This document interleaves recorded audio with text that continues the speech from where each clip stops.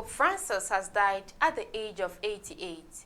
The pontiff, who was Bishop of Rome and the head of the Catholic Church, became a pope in 2013 after predecessor Benedict XVI resigned. His death was pronounced by Cardinal Kevin Farrell in a statement released by Vatican. He said, "Dearest brothers and sisters, with deep sorrow I must announce the death of our Holy Father Francis." The statement said that at 7:35 a.m. this morning, the Bishop of Rome, Francis, returned to the house of the Father. His entire life was dedicated to the service of the Lord and His Church. He taught us to live the values of the gospel with fidelity, courage, and universal love, especially in favor of the poorest and most marginalized. With immense gratitude for his example as a true disciple of the Lord Jesus, we commend the soul of Pope Francis to the infinite merciful love of the one and true God.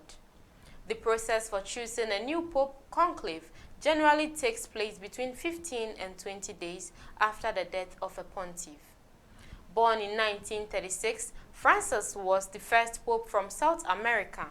His papacy was marked by his championing of those escaping war and hunger, as well as those in poverty, earning him the moniker the People's Pope.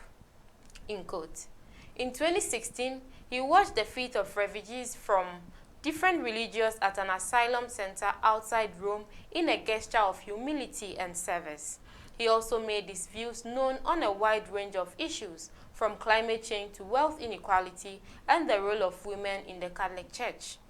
His acceptance of the LGBTQ community was unprecedented, beginning with an unexpected remark to reporters on a flight back from Brazil about gay clergy.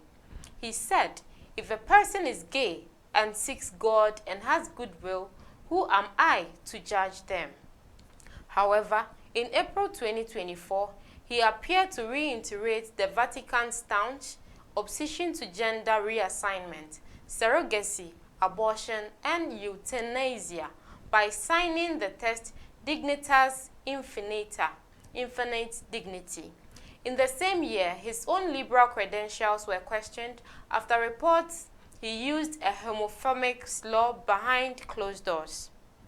As a young man in his native Argentina, Francis had parts of one lung removed. In the last few years of his life, Francis needed a wheelchair or a cane to get around and limited his public speaking while struggling with bronchitis and flu. Francis first spent time in the hospital as Pope in 2021 for an operation to remove part of his colon. In June 2023, he was admitted to hospital for an operation on his intestine. At the time, the Vatican said he had been suffering recurrent, painful, and worsening symptoms caused by an abdominal hernia. His recent health issues meant he was forced to miss significant events in the Roman Catholic calendar, including the traditional Good Friday procession at Rome's Colosseum last year. In 2022, he hinted he might step down if his health deteriorated after he was pictured using a wheelchair due to mobility issues caused by a flare-up of sciatica, a nerve condition that causes leg pain. His predecessor, the late Benedict XVI, became the first pope to resign in more than 600 years in 2013 instead of serving for life, and died in 2022. The pope's original name was Jorge Mario Bergoglio, and he previously served as a bishop in Buenos Aires. An estimated 1.4 billion Catholics across the world will mourn Francis' passing.